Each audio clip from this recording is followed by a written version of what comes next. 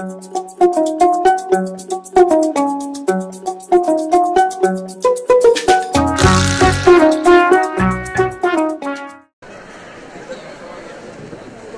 le ministre, avec votre permission, mon général, le SEMGA Mansour Seck, avec votre permission, mon général, Madame Amiri Sarfal, merci pour l'invitation.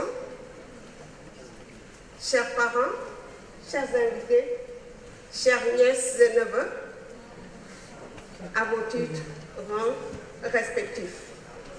Je n'oublie pas le directeur général de la douane Boubacar. Je n'oublie pas tous les chefs qui sont mes supérieurs, qui sont là, qui ne voudraient pas que je les cite. Mais je souhaiterais prendre aussi le temps de remercier le directeur général de la police, un congé représenté par le général Yak, qui m'a donné la permission de m'adresser à cette audience. Comme tout le monde le sait, il n'est pas permis à un policier de parler sans la permission de ses supérieurs.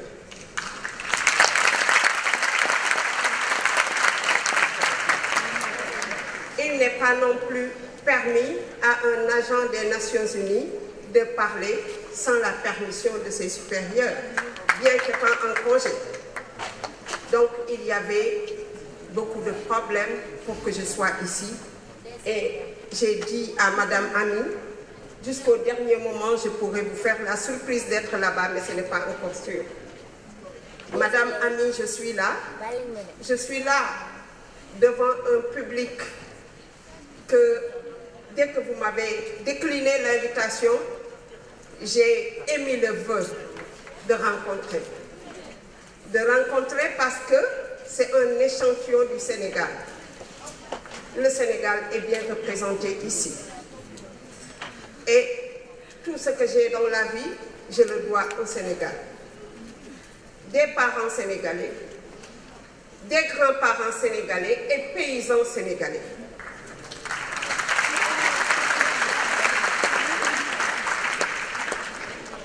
Si je suis là, c'est parce que j'ai été nominée parmi 1400 femmes de police en service dans les Nations Unies. Si je suis là, c'est parce que j'ai été nominée dans les missions des Nations Unies qui sont 14, parmi 30 représentantes des 1400 femmes. Si je suis là, c'est parce que c'est la police sénégalaise, dans son expertise, qui est reconnue. Et comme on dit, ce n'était pas facile. Comme disait tout de suite quelqu'un, la difficulté, c'est la vie. L'art de la vie se résume à la difficulté. Je ne vais pas parler de mon présent. Je veux juste partager avec vous les difficultés que j'ai traversées dans ma vie. Je suis à la soixantaine, avec une expérience de près de 33 ans de police. J'ai été la première gardienne de la paix ici au Sénégal et j'étais seule de ma commune.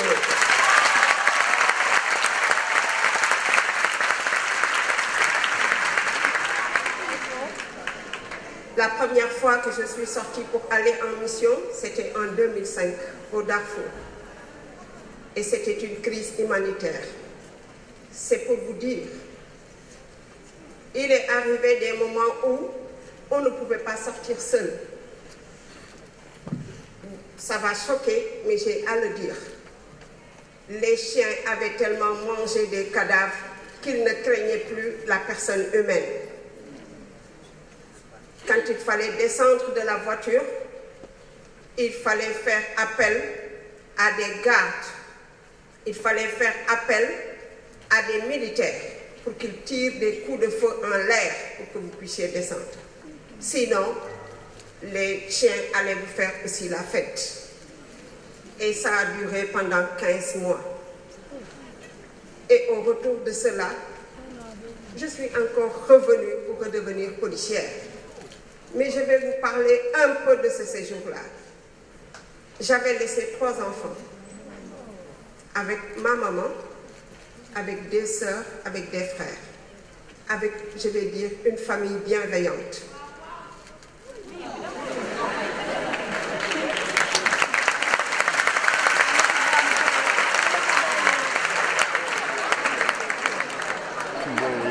Mais il est arrivé qu'on se réveille au milieu de la nuit sous une tente qui, par moment, pouvait contenir 30 femmes avec des couchettes. On se couche, on met sa valise à ses pieds. On se réveille au milieu de la nuit pour se demander, mais qu'est-ce qu'on fait ici? Parce que les tirs s'approchaient. Les tirs quittaient les flancs des montagnes pour s'approcher. Et il n'était pas rare qu'on se réveille pour voir chacun mettre les mains sous les mentons, hommes comme femmes, pour dire qu'est-ce que j'ai fait ici? Est-ce qu'on ne va pas rentrer?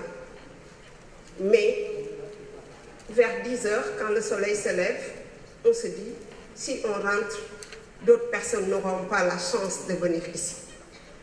Et moi, je me disais toujours, comme à l'école de police, une fois que la première femme tombe, les autres vont tomber. Je n'ai pas le droit à l'erreur. Je dois maintenir le flambeau. Et cela a été mon esprit. Depuis le tout début, depuis le premier jour à l'école de police, où on avait oublié que cette année-là, on avait recruté une femme. Les hommes ont rejoint l'école de police le 14 octobre 1985. Quelqu'un s'est rendu compte qu'il y avait Seynabou, c'est un nom de femme, et il n'y a pas la femme. Donc j'ai rejoint les hommes le 15 octobre 1985. Et depuis ce jour-là, je me suis dit, ils peuvent m'oublier, mais c'est à moi de m'illustrer, de me donner un exemple, de faire tout ce qui est capable pour que les femmes me suivent, pour que cette voie que les devancières ont ouverte dans le corps de la police, mais à d'autres stades, pour que cette voie-là ne se ferme pas derrière moi. Et elle ne s'est jamais fermée. On voit des gendarmes, on voit des militaires, on voit aussi de la police. Et dans le corps de la police, qui a été le premier corps habillé du Sénégal, mais nous sommes à peu près maintenant 8%. Donc la voie ne s'est jamais fermée. Et quand je regarde ma fille, je me souviens des moments où, quand j'appelais à la maison, les rares fois où on avait le network, parce que quand le gouvernement du Soudan attaque ou bien répond à des attaques, il coupe le network pour 15 jours. On a oublié nos téléphones. Quand je regarde ma fille, je me souviens que je pouvais rester 1 mois sans avoir des nouvelles de la famille. Et quand ça arrivait que je leur parle, je leur disais, sans nouvelles, bonnes nouvelles. Sachez que ici, on est bien protégé. Il fallait mentir pour leur faire croire qu'on est à l'abri, alors qu'on ne l'était pas. Et au Darfour, encore une deuxième fois, en 2010, de 2010 en 2013, on a perdu des collègues. J'ai perdu un collègue qui m'a marqué, parce qu'on vivait ensemble. On a pris le déjeuner ensemble, je suis partie au bureau. Lui, il devait aller travailler à partir de 18 h. On revenait pour prendre le dîner, c'est lui-même qui a appelé pour dire on a été attaqué et j'ai reçu 3 balles. Une au pied, une à la main et une au flanc droit. Et c'est cette balle-là qui l'a perdu. Et c'était un policier sénégalais. C'était quelqu'un qui avait acheté son billet pour venir au Sénégal passer la Tabaski. Je sais que sa famille m'entend et ma compassion pour sa famille n'a de limite. Il avait déjà envoyé de l'argent à sa femme pour lui dire « Va à Kër Socé remettre l'argent à mes parents pour qu'ils préparent la tabaski et quand tu reviendras, je serai là avec toi. » Avant le retour de la femme, on a déjà annoncé à sa famille qu'on l'avait perdu. C'est des choses qui nous marquent à vie. Je ne peux plus aimer mes enfants comme le font les femmes. Parce que j'ai vu beaucoup d'enfants qui souffrent, qui n'ont pas de parents et qui ne reverront plus jamais leurs parents. J'ai vu des enfants qui marchent les pieds nus. J'ai vu des enfants qui meurent de faim. J'ai vu des enfants qui préfèrent mourir que vivre. Parce que chaque fois qu'ils ferment leurs yeux, ils se disent « je ne vais pas réouvrir les yeux ». J'ai vu aussi des peacekeepers profiter de la vulnérabilité des gens qui sont venus aider. Et c'est mon combat au Congo. On n'est pas payé pour venir exploiter la population locale. J'ai vu aussi des femmes qui souffrent parce qu'elles ont été violées, parce qu'on les a martyrisées, parce qu'elles n'ont pas les armes, parce qu'elles sont faibles. Et ces femmes-là, qui sont des déplacés, et souvent aussi, on est obligé de les aider. Je n'ai pas besoin de discours, parce que je raconte ma vie. Je raconte quelque chose que j'ai vécu. Ces femmes-là, on ne peut pas les laisser à la merci. Il faut qu'on les aide. À l'occasion, je vous dirai que je suis aussi la présidente du réseau des femmes de police de la MONUSCO.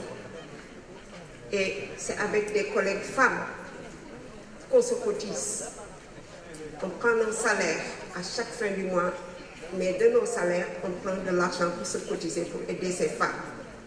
On les forme à la fabrication du savon. On leur achète des machines et du matériel de première nécessité pour l'apprentissage du métier de la couture. On leur achète du matériel agricole et des semences et on les aide à avoir de la terre.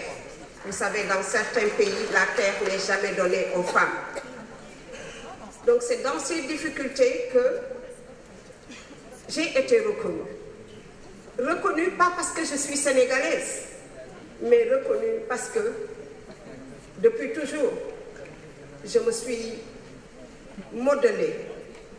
Je me suis dit, je dois être un exemple. C'est Dieu qui choisit et Dieu m'a choisi.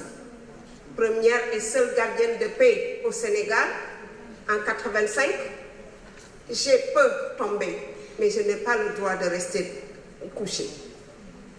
On tombe parce qu'il y a toujours des difficultés. Les difficultés sont liées à la vie. Mais il faut savoir se relever à temps. Et à chaque fois qu'on tombe, il faut apprendre une leçon. Parlant aux jeunes, je vous dirais, au début, je voulais être médecin. J'ai fait des études jusqu'au baccalauréat D. Et des études brillantes parce que j'ai eu mon bac avec mention. J'étais à l'institution Notre-Dame, c'est là-bas où j'ai fréquenté. Mon papa était au ministère des Finances. Il m'a mis à l'institution Notre-Dame et à chaque fois que je sortais de l'école, je passais par l'école des douanes pour juste aller à son bureau. Mais quand j'ai eu mon bac, il restait à mon papa 2 ans pour aller à la retraite.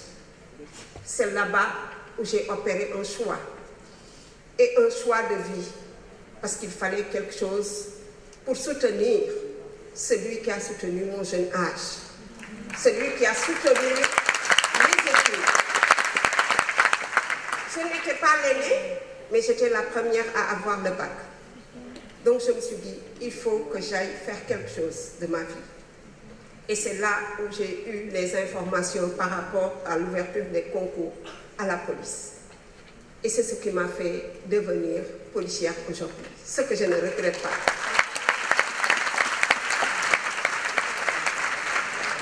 L'histoire n'aurait été complète si je ne vous dis pas que j'ai été radiée pendant 7 ans. 7 longues années. sans même savoir ce qui s'est passé. Parce que quand j'ai fini ma formation de policière, gardienne de la paix, j'ai déposé pour un concours d'officier parce que j'avais les diplômes.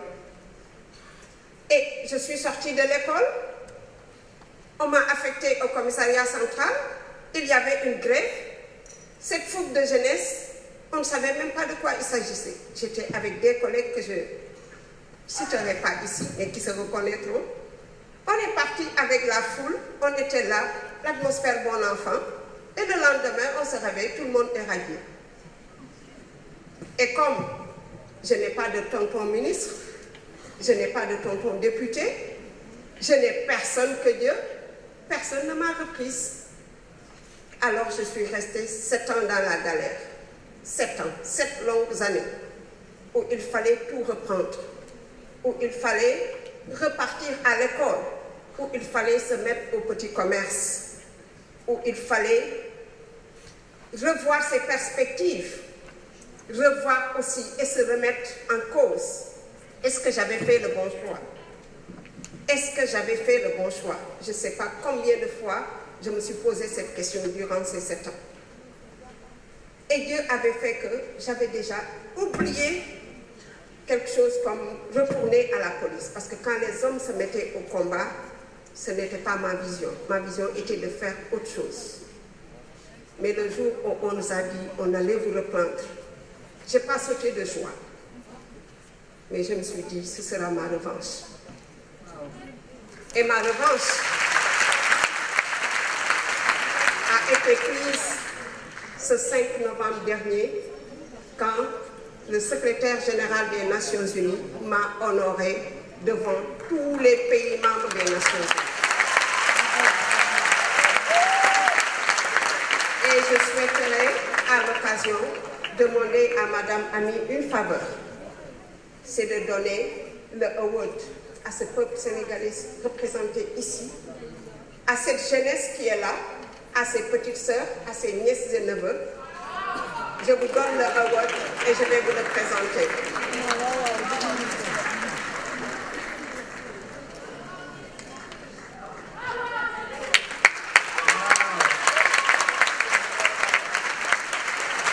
Sous vos applaudissements, mesdames et messieurs.